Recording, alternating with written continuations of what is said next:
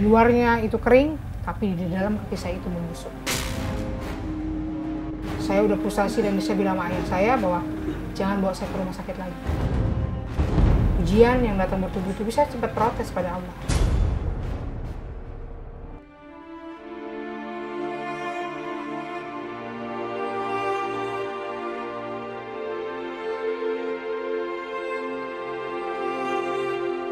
Syukurilah apa yang Tuhan beri. Tengoklah Irni Yusnita yang akrab disapa Rini S. Bonbon ini. Pemain sinetron, film, dan artis teater ini tak pernah menduga jika bobot tubuhnya yang super jumbo ternyata membawa berkah rejeki di kemudian hari. Dari panggung teater kecil, Rini memulai debut karirnya. Kita latihan sama-sama deh kawan yuk, coba ikutin ya.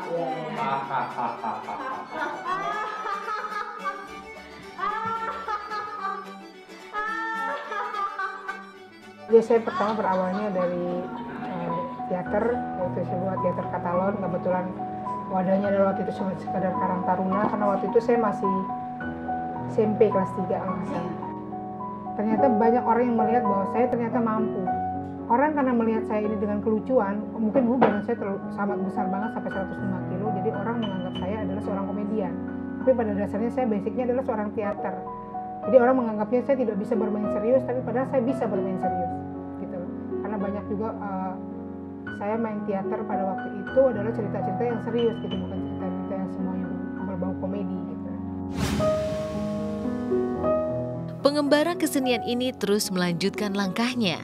Rini terus berkelana mencari kesejatian karya.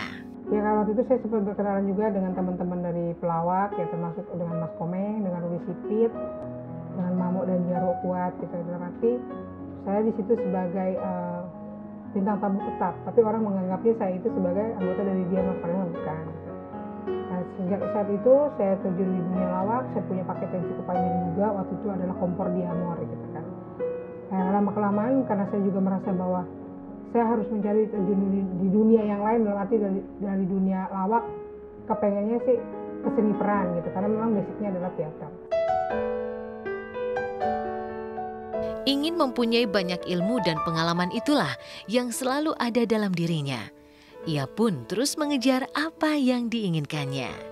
Sampai akhirnya saya menerjuni dunia dari teater itu, saya kepengen juga punya satu paket sinetron, ya istilahnya gitu kan. Sinetron saya pertama adalah waktu itu di stasiun TV pemerintah, yaitu saya bawain sinetron yang judulnya Kaca. Judulnya Kaca gitu, jadi itu berkisah tentang seorang gadis gemuk yang disukai oleh seorang laki-laki, tapi saya ketika ulang tahun dikasihnya kaca gitu. Tersinggung dong gitu kan. Istilahnya saya tersinggung karena ternyata dengan tubuh saya yang sebesar ini disenangi dengan laki-laki dengan lawan jenis saya, tapi saya diberinya kaca. Seolah-olah saya juga harus berkaca gitu. Tapi saya pikir itu perannya bagus waktu itu.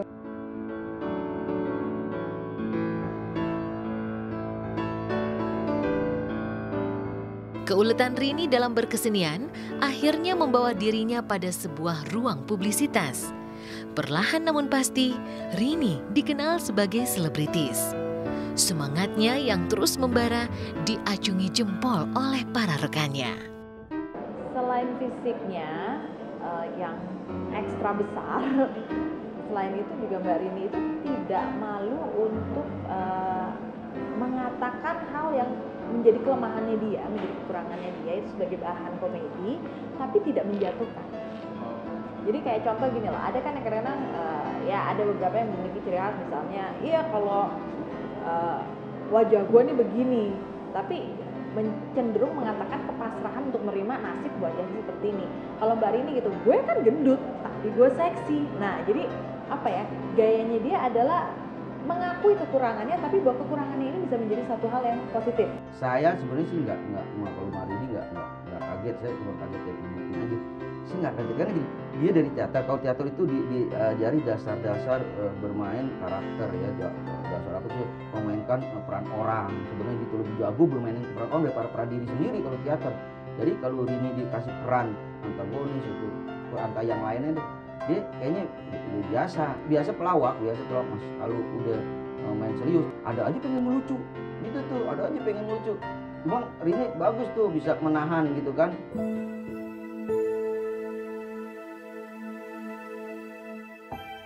Ya, sejatinya sebuah kesetiaan seni peran pun sudah menyatu dalam diri.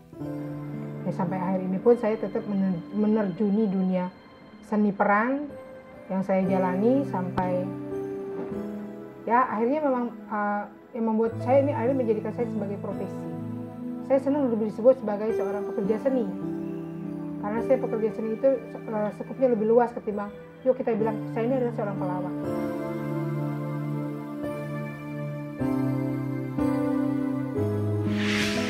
Sampai akhirnya saya masuk rumah sakit karena kaki saya udah nggak bisa napak. Saya masuk rumah sakit Karawas. Di rumah sakit itu saya sempat dioperasi. Itu operasi pertama kaki saya.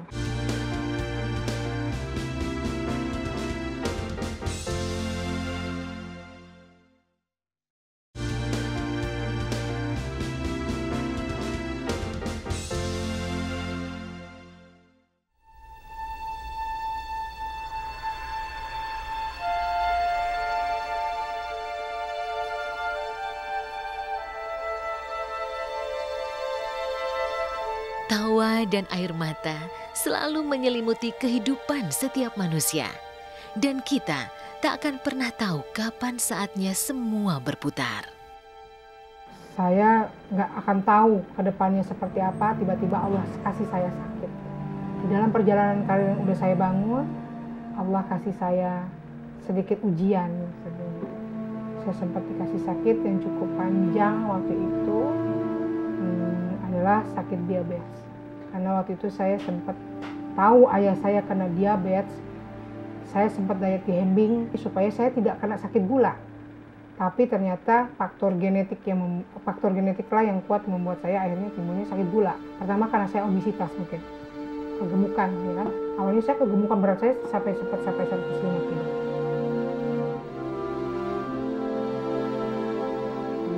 Saya sempat diet di dokter Hemping sampai turun 97 kilo, sampai turun lagi sampai 85 kilo. Tapi Allah berkehendak lain karena genetiknya kuat, akhirnya saya kena gula. Awalnya saya tidak tahu karena ketika saya syuting di Dorce Show, saya baru pakai sepatu, ceritanya baru beli deh gitu. Saya pakai pantopel, tapi saya selalu pakai pantopel itu pakai stocking tipis gitu.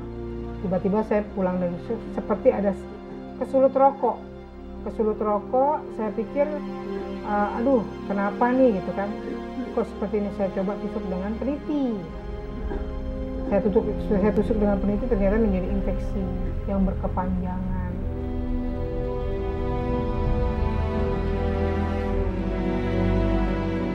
Seketika langkah kaki yang biasanya membawa keceriaan harus terhenti tak berdaya. Sampai akhirnya saya masuk rumah sakit karena kaki saya udah nggak bisa napak. Saya masuk rumah sakit Karawas. Di rumah sakit itu saya sempat dioperasi. Itu operasi pertama kaki saya. Nah, ketika saya tahu itu dioperasi, baru 2 minggu saya masuk rumah sakit, saya pulang.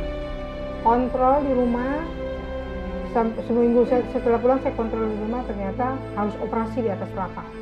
Saya nggak mau, karena di bawah telapak ini belum sembuh.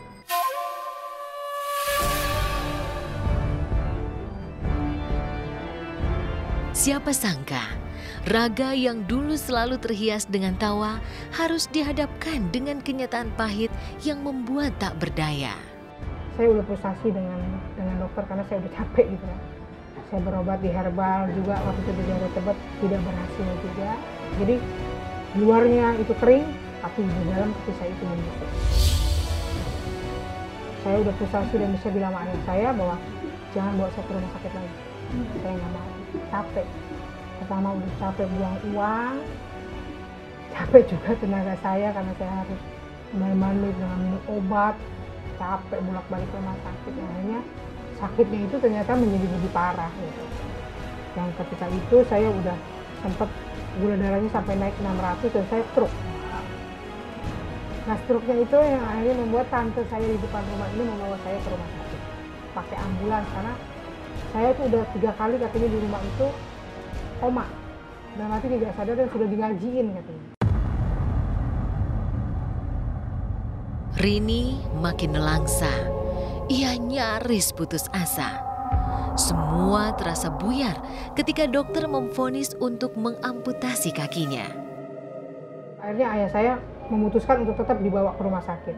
Dibawalah saya ke rumah sakit dan ternyata saya udah parah.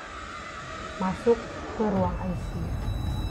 Saya masuk ke ruang ICU sekitar 2 minggu. Baru saya pindah ke ruangan. Di 2 minggu itulah saya diberi keputusan sama dokter bahwa kaki saya harus diamputasi. Kegelisahan pun bersemai dalam diri. Ia pun tak tahu apa yang harus dilakukan. Semua yang terlihat hanya bayangan gelap.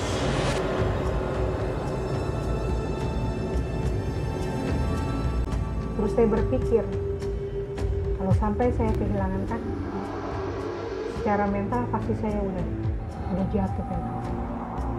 Karena saya waktu itu udah sempat stroke, paru-paru saya kerendam air, jantung saya cuma tinggal 50%, gula darah saya adalah 600. Saya sebenarnya kalau udah divonis barangkali itu prediksi manusia, mungkin barangkali saya sudah tidak ada umur saya. Dalam kepasrahannya, ia percaya Sang Penciptalah yang menentukan segalanya. Tapi itu kata manusia ya. Tapi saya nggak percaya bahwa yang menghidup dan mematikan saya adalah Allah Tuhan saya. Jadi saya nggak akan percaya dengan prediksi orang. Marahlah ayah saya bahwa jangan percaya hal seperti itu karena itu akan musyrik. Kita hari ini berburuk sangka pada orang. Nah, saya tidak mau dengan itu karena memang ini adalah penyakitnya secara medis. Gitu. Jadi dengan banyak prediksi yang seperti itu, saya berpikir lagi, salah saya apa ya Allah dengan ditegur seperti ini. Saya tidak pernah menyalahkan orang, tapi saya belajar dari apa yang Tuhan kasih adalah saya belajar introspeksi diri sendiri. Mungkin orang tahunya dengan saya sakit aja kan, latar belakang saya sakit orang tidak pernah tahu. Saya pernah ditipu orang, saya pernah berbisnis di bawah orang. Jadi banyak hal yang membuat saya pada saat itu sudah menumpuk permasalahan yang membuat saya akhirnya jatuhnya jadi sakit.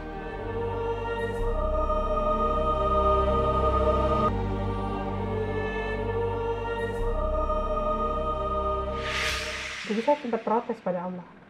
Ya Allah, kenapa orang ujian aja ada selesainya nih, orang sekolah. Kok saya dikasih ujian nggak selesai-selesai gitu.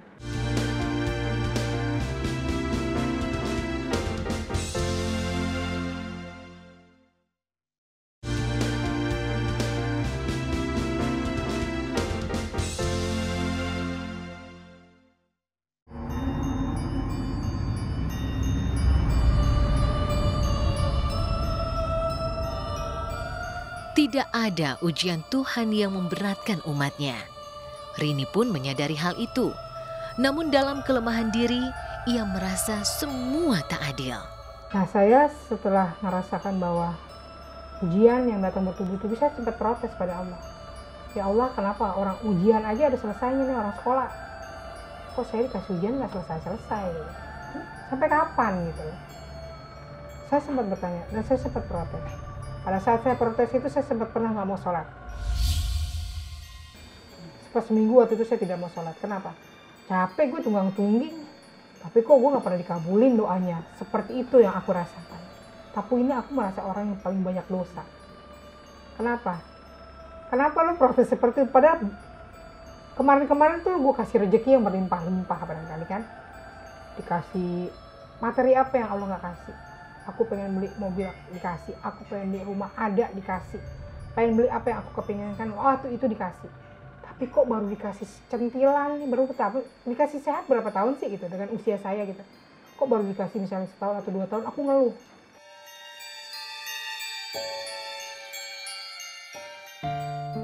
Emosi yang dirasakannya telah membuka pikirannya.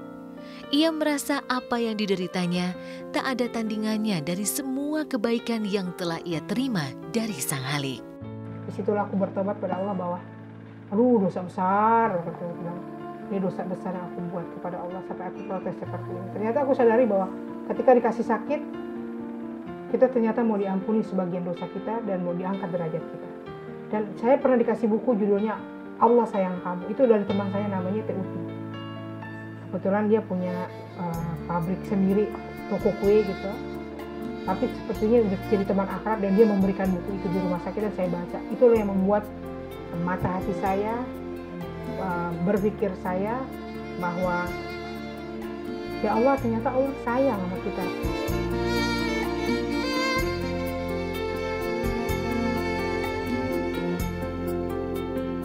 Banyak yang harus dikorbankan untuk mencapai kesembuhan, dan banyak pula yang harus direlakan. Namun Rini percaya Tuhan akan membuka jalan baru baginya. Ternyata Rini tidak sendiri. Tangan-tangan sahabat pun siap untuk merangkulnya. Ya itulah, support selain doa, selain bantuan materi, selain kayak banyak hal ya yang teman-teman berikan buat saya, mungkin cuman Allah aja yang bisa membalas semuanya. Jadi gini, waktu saya sakit, mereka sempat bertanya, Rin, kami tidak bisa membantu apa-apa. Teman-teman berbicara kepada saya waktu itu. Boleh gak kami membuat penggalangan dana buat Rini untuk membantu meringankan pada saat itu. Itu lalu mereka konsultasi kepada ayah saya, terus ayah saya bilang, terserah teman-teman mana yang terbaik. Untuk apa kita gini sih, dibantu dengan apapun, itu adalah sebuah untuk dukungan kan, kayak itu secara materi, itu secara moral gitu. Saya pokoknya segala bentuk hal ya, support aja itu sebuah bantuan buat saya. Tapi apalagi mereka memberikan sesuatu yang lebih, itu yang akhirnya mereka bikinnya penggalangan dana di Taman Ismail Marzuki waktu kalau nggak salah. Karena waktu itu saya juga kondisi lagi parah banget, jadi saya juga nggak, jadi dengarnya setelah saya sembuh, adik saya bercerita.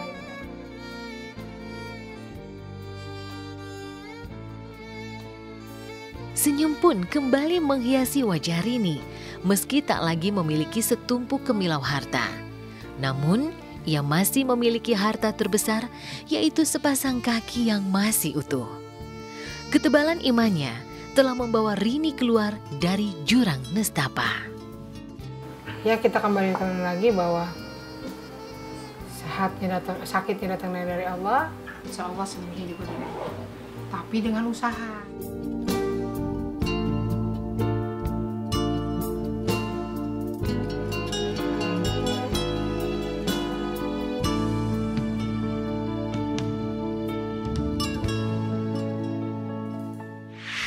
Habis saya sakit, saya dikasih kesehatan, ibu saya yang sakit masuk ke rumah sakit. Tapi kenapa saya diberi kesehatan, ibu saya sakit, yang diambil umurnya adalah ayah saya.